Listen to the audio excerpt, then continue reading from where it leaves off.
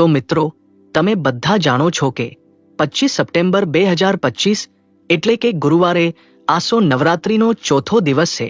મિત્રો, આ તે દિવસ છે જે નવરાત્રિના 9 દિવસોમાં મહત્વનો દિવસ ગણાય છે, કારણ કે તે ગુરુવારે આવે છે। આ દિવસે માતા કુષ્માંડા દેવીની પૂજા કરવામાં આવે છે, જે સૃષ્ટિની રચના કરનારી અને આરોગ્ય સમૃદ્ધિ આપનારી દેવી તરીકે જાણીતી છે। તેથી આ દિવસનું ખૂબ જ મોટું અને વિશેષ મહત્વ છે।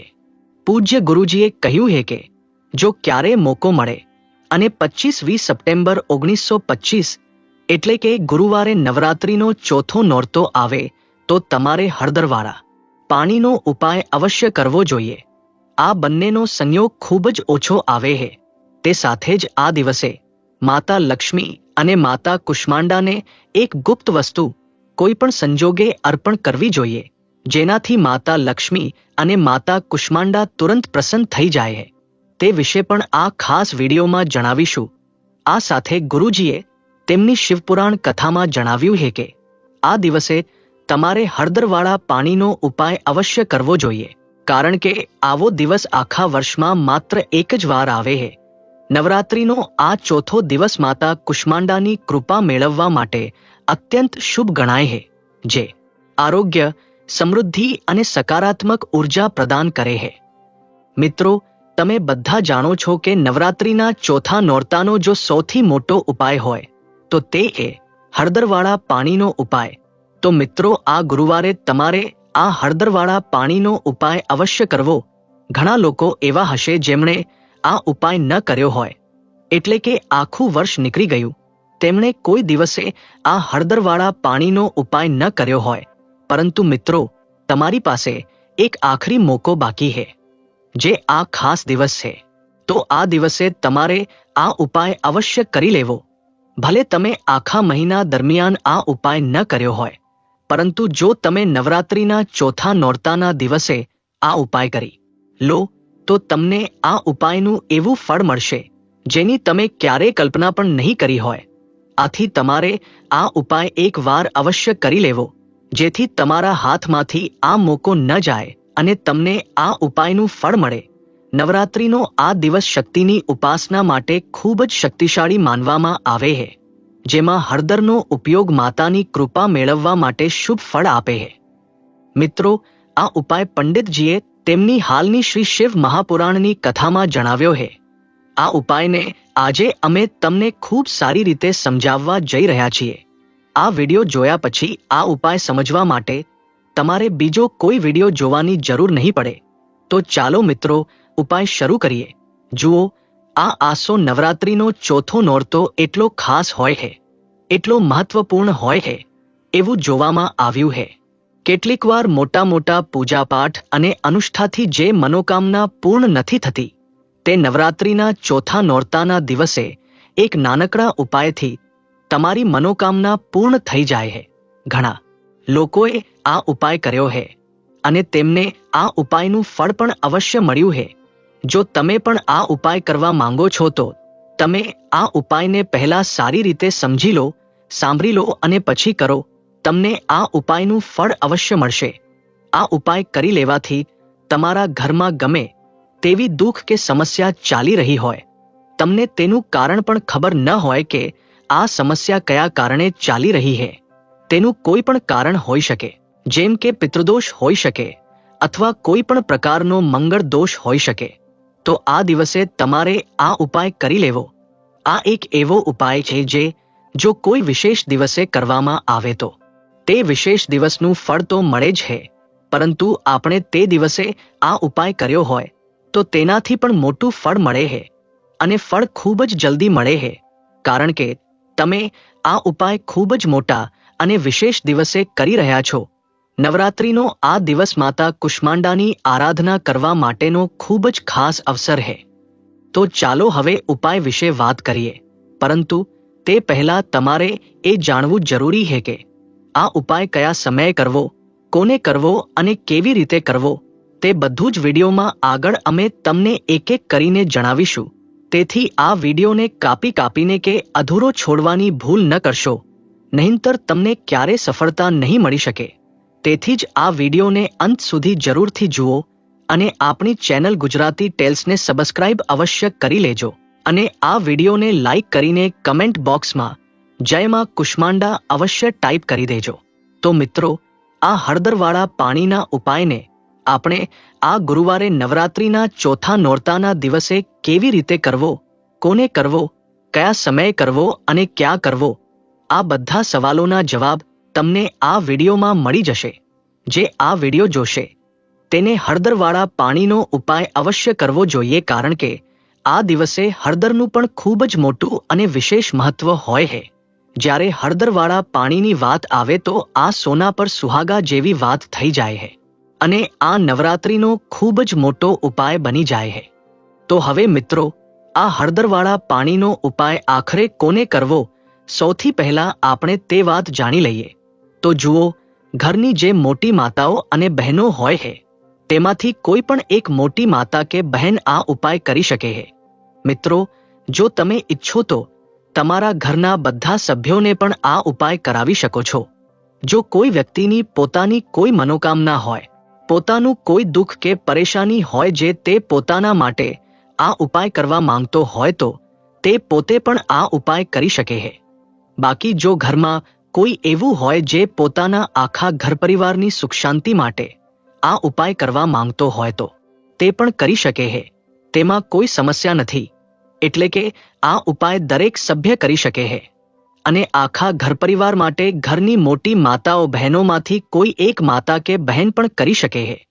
જો ઘરમાં માતાઓ બહેનો હાજર ન હોય કે તેઓ આ ઉપાય ન કરી શકતા હોય તો ઘરનો કોઈ મોટો સભ્ય પણ આ હળદરવાળા પાણીનો ઉપાય કરી શકે છે. ભલે તે પુરુષ કેમ ન હોય, તેમાં કોઈ સમસ્યા નથી. હવે મિત્રો, આગળનો સવાલ એ આવે છે કે આ ઉપાયને આપણે કયા સમયે કરવો, સવારે કરવો કે સાંજે કરવો. તો જુઓ, આ ઉપાય તમે સવારે પણ કરી શકો છો અને સાંજે પ્રદોષ કાળમાં પણ કરી શકો છો. હવે જો તમે પૂછો કે સૌથી ઉત્તમ સમય કયો રહેશે આ હળદરવાળા પાણીના ઉપાય માટે, તો અમે તમને એટલું જ કહીશું કે આ ઉપાય તમે સવારે કરશો તો વધુ સારું રહેશે. બાકી જો પ્રદોષ કાળમાં સાંજે કરશો તો પણ સારું રહેશે. તેમાં કોઈ સમસ્યા નથી. નવરાત્રિના ચોથા નોરતાના દિવસે સવારનો સમય ખાસ કરીને શુભ ગણાય છે, કારણ કે આ સમયે માતા કુષ્માંડાની ઉર્જા સૌથી વધુ પ્રબળ હોય છે. તો હવે મિત્રો, આગળની સૌથી મોટી અને મહત્વની વાત એ આવે છે કે જો આપણે સવારે ઉપાય કરીએ તો કેટલા વાગ્યાથી કેટલા વાગ્યા સુધી કરવો અને સાંજે પ્રદોષ કાળમાં કરીએ તો કેટલા વાગ્યાથી કેટલા વાગ્યા સુધી કરવો. તો જુઓ, સવારે જેટલું જલ્દી થઈ શકે તેટલું જલ્દી ઉપાય કરવાનો પ્રયાસ કરો. બાકી જો કોઈ કારણસર મોડું થઈ જાય, થોડું લેટ થઈ જાય તો 10 કે 11 વાગ્યા સુધી પણ ઉપાય કરી લેવો, પરંતુ 12 વાગ્યાથી વધુ મોડું ન થાય, આ વાતનું ધ્યાન રાખવું. તે પછી મિત્રો, જો સાંજે પ્રદોષ કાળની વાત કરીએ, પ્રદોષ કાળનો સમય સાંજે 6 વાગ્યાથી શરૂ થાય છે. એટલે કે સાંજે 6 વાગ્યાથી 7 વાગ્યા સુધીનો સમય પ્રદોષ કાળનો હોય છે. તો તમે આ ઉપાય 7 કે 8 વાગ્યાની વચ્ચે પણ કરી શકો છો.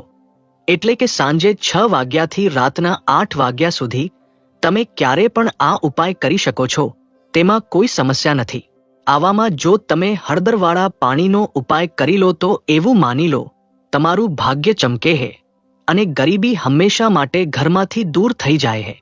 હવે જે લોકો ધનની કામના કરે છે, ઈચ્છે છે કે ધનથી ઘર ભરેલું રહે, ધન ઘરમાં આવતું રહે, તિજોરી ધનથી ભરેલી રહે, ગરીબી જલ્દીથી દૂર થઈ જાય, તો તમે માની લો કે હળદરવાળા પાણીનો ઉપાય તમારા જીવનમાં મહાચમત્કાર કરશે.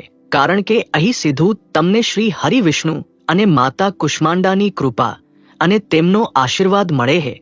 કારણ કે હળદર શ્રી હરિ વિષ્ણુ અને માતા કુષ્માંડા સાથે જોડાયેલી છે અને સાથે ધન વધારવાનું કામ હળદર ખૂબ ઝડપથી કરે છે. તો નવરાત્રિના આ ચોથા નોરતાના દિવસે માતા કુષ્માંડા અને માતા લક્ષ્મી ખૂબ પ્રસન્ન થાય છે અને પોતાના ભક્તોની મનોકામના પૂર્ણ કરે છે. આ દિવસે જો કોઈ વ્યક્તિ સાચી શ્રદ્ધાથી સાચી રીતે હળદરનો ઉપાય કરી લે તો તે વ્યક્તિ પોતાના જીવનની બધી સમસ્યાઓ, બધા કષ્ટો, બધા દુઃખોને પોતાના જીવનમાંથી દૂર કરી દે છે.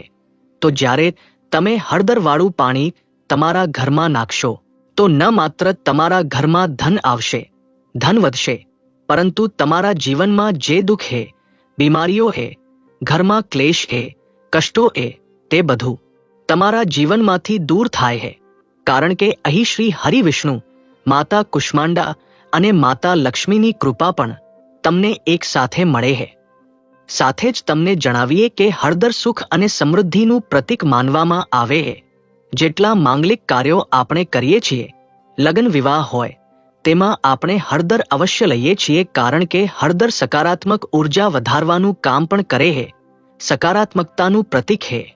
હળદર તમારા ઘરમાં સુખ સમૃદ્ધિને ઝડપથી વધારે છે. સાથે જ જે લોકો પોતાના ઘરમાં નકારાત્મક શક્તિથી પરેશાન છે, જો ઘરમાં ખરાબ શક્તિઓ આવે છે, ઘરમાં કે વ્યક્તિને નજર લાગે છે, તો પણ આ ઉપાય તમને ખૂબ લાભ આપશે. કારણ કે હળદર બધી નકારાત્મક ઉર્જા, ખરાબ શક્તિઓ, નજર દોષને તમારા ઘરમાંથી દૂર કરે છે.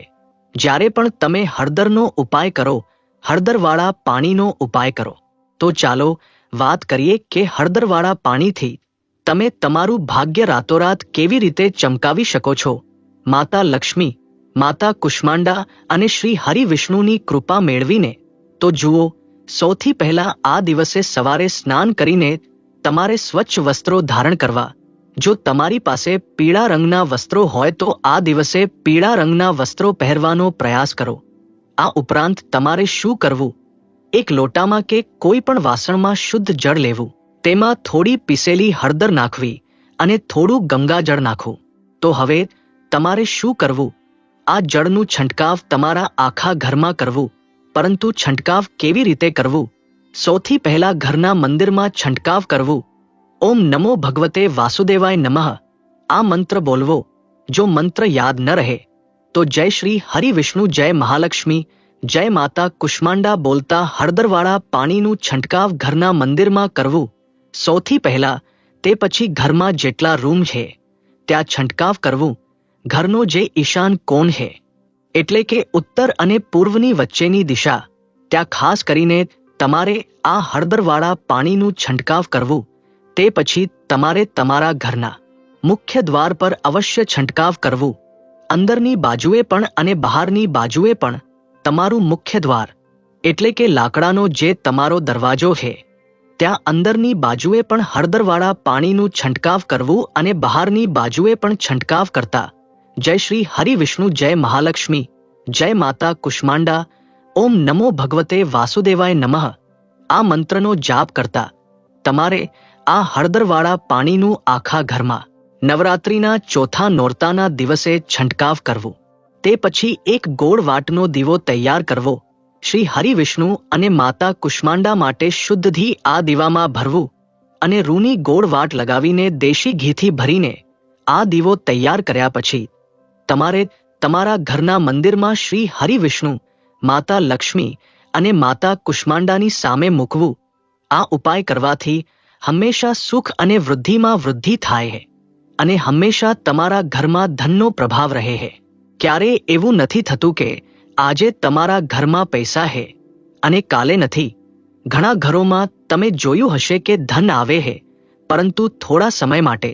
પરંતુ જો તમે આ ઉપાય કરો છો તો તમારા ઘરમાં સ્થિર લક્ષ્મીનો વાસ થાય છે અને ધનનો પ્રવાહ ઘરમાં સતત વધતો રહે છે. સાથે જ તમને જણાવીએ કે નવરાત્રિના ચોથા નોરતાના દિવસે જો તમે એક ચપટી હળદર પાણીમાં નાખીને સ્નાન કરી લો તો તમને સૌભાગ્યની પ્રાપ્તિ થાય છે.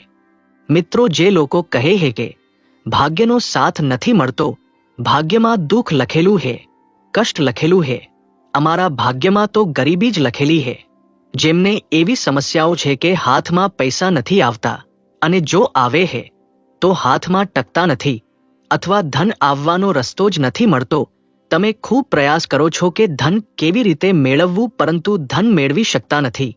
માતા લક્ષ્મી અને માતા કુષ્માંડાની કૃપા તમને નથી મળતી તો હળદર નાખીને સ્નાન કરી લો.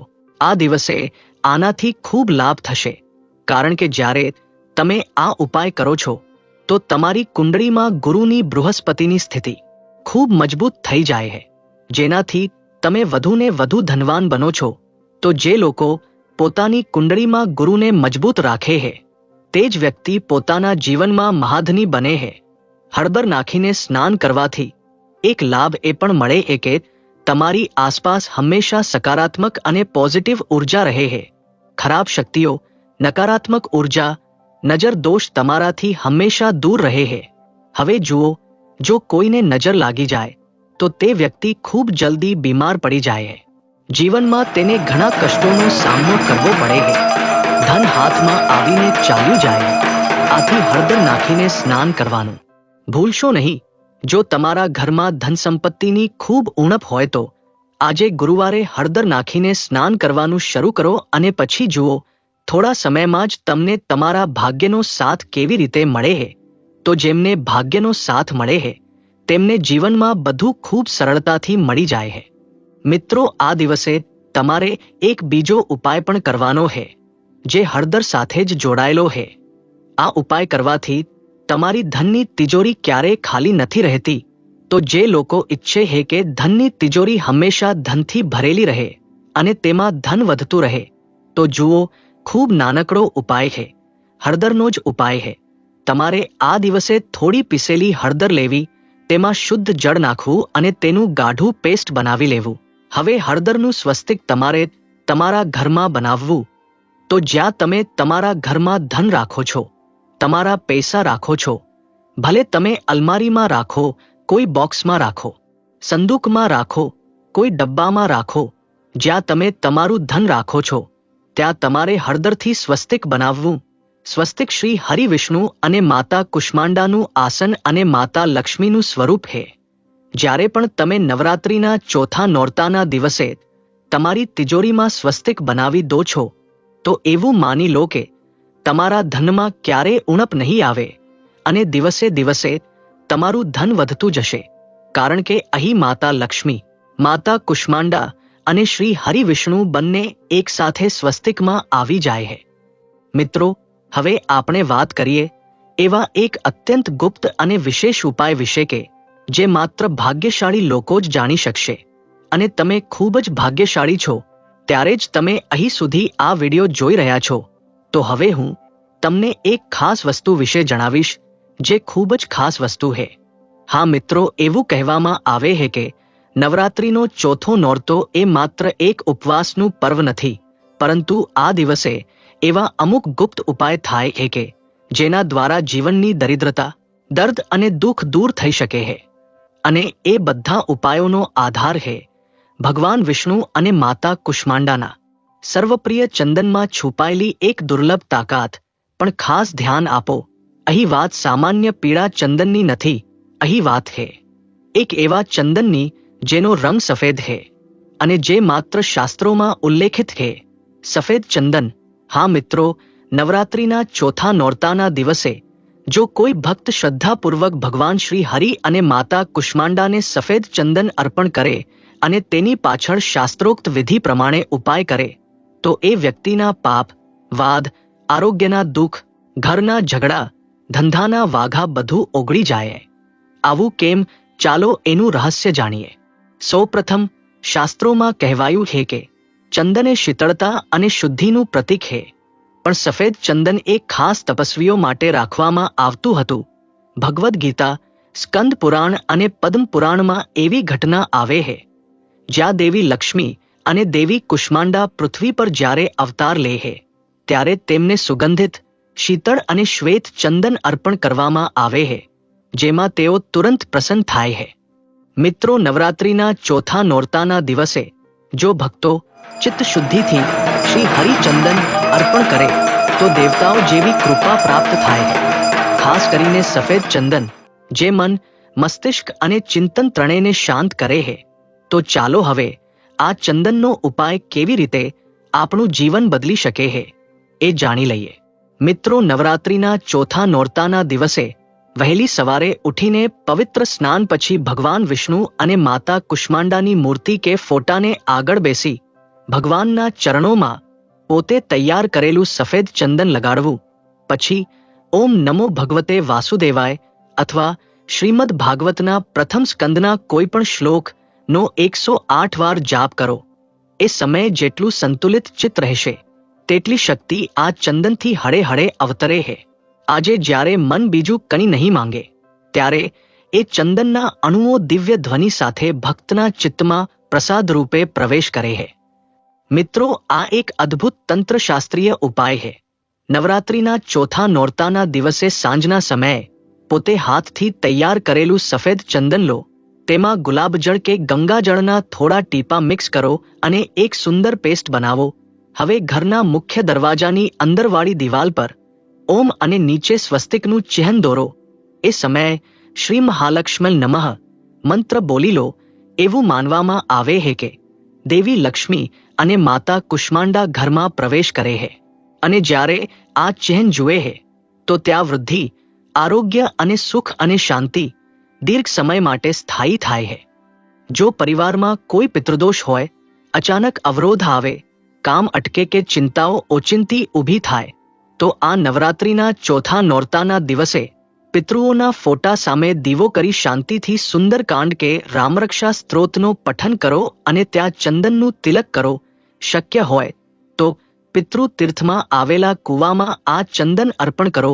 શાસ્ત્ર કહે છે કે ચંદન પિતૃઓ માટે શાંતિદાયક તત્વ છે. ખાસ કરીને સફેદ ચંદન એટલે ચિત્ત શાંતિ, તપસ્યાનું પરિણામ અને આધ્યાત્મિક દિવ્યતાનું સંકેત. આવું કરવાથી માત્ર પિતૃશાંતિ જ નહીં મળે પણ જીવનમાંથી અવરોધો પણ દૂર. મિત્રો, આ ઉપાયોથી ઘરના વાસ્તુ દોષ, જૂના પિતૃદોષ અને કર્મજ દોષ ઓગળે છે. ધંધામાં સ્થિરતા, નોકરીમાં વૃદ્ધિ અને ધન સંબંધિત અવરોધ દૂર થાય છે. માતા લક્ષ્મી અને માતા કુષ્માંડાની કૃપા એવી રીતે મળે છે કે ઘરમાં સુખ, શાંતિ અને સમૃદ્ધિ હંમેશા અનન્ય રહે છે. મિત્રો, આ ઉપાય કરતી વખતે ચંદનમાં કોઈ રાસાયણિક કે સુગંધિત દુર્ગંધયુક્ત તત્વ ન હોવું જોઈએ. ચંદન સ્વાભાવિક હોવો જોઈએ. જે હાથથી ઘસીને તૈયાર કરેલો હોય એવા ચંદનથી જ ભગવાન અને માતા કુષ્માંડા પ્રસન્ન થાય છે. તે સાથે જ મિત્રો, તુલસીના છોડમાંથી 2 કે 4 પાન લઈ તેને ગંગાજળથી ધોઈને રાખી દો અને નવરાત્રિના ચોથા નોરતાના દિવસે ભગવાન વિષ્ણુ અને માતા કુષ્માંડાને અર્પણ કરી પછી તે પાન પ્રસાદ તરીકે ગ્રહણ કરવા. જો તમે આગલા દિવસે પાન તોડવાનું ભૂલી ગયા હોવ તો તુલસીના ખરી ગયેલા પાન પણ તમે ઉપયોગમાં લઈ શકો છો. આ ઉપાયથી શારીરિક અને માનસિક શુદ્ધિ થાય છે. ભગવાન વિષ્ણુ અને માતા કુષ્માંડાની કૃપા પ્રાપ્ત થાય છે. આ ઉપાય સ્કંદ પુરાણમાં ઉલ્લેખાયેલ છે, પરંતુ બહુ ઓછા લોકો તેનું પાલન કરે છે. મિત્રો, આજનો નવરાત્રિનો ચોથો દિવસ એ કોઈ સામાન્ય દિવસ નથી. તેથી જ આ નોરતાના દિવસે આજે સફેદ ચંદન ભગવાન વિષ્ણુ અને માતા કુષ્માંડાને અર્પણ કરીને જો તમે શ્રદ્ધાથી એક પ્રાર્થના પણ કરશો તો એ ભગવાન અને માતા સુધી સરળતાથી પહોંચી જાય છે. તો તમે પણ આજે નવરાત્રિના ચોથા નોરતે ભગવાન વિષ્ણુ, માતા લક્ષ્મી અને માતા કુષ્માંડાને સફેદ ચંદન અર્પણ કરો અને ઉપર જણાવેલા ઉપાયો શ્રદ્ધાપૂર્વક કરો. એકદમ મનથી, પ્રેમથી અને પૂર્ણ શ્રદ્ધાથી તમને આ ઉપાયનું ફળ ભવિષ્યમાં અવશ્ય મળશે. તો વહાલા મિત્રો, જો તમને આ વિડિયો ગમ્યો હોય તો લાઈક કરો અને વધુ લોકોને શેર કરજો. ગુજરાતી ટેલ્સ ચેનલ પર જો નવા છો તો ચેનલને સબસ્ક્રાઇબ કરીને બાજુમાં આપેલ બેલ આઇકોનને પણ જરૂર દબાવી દેજો અને કોમેન્ટમાં જય માં લક્ષ્મી, જય શ્રી વિષ્ણુ, જય માતા કુષ્માંડા જરૂરથી લખજો. તમારો ખૂબ ખૂબ આભાર. નમસ્કાર.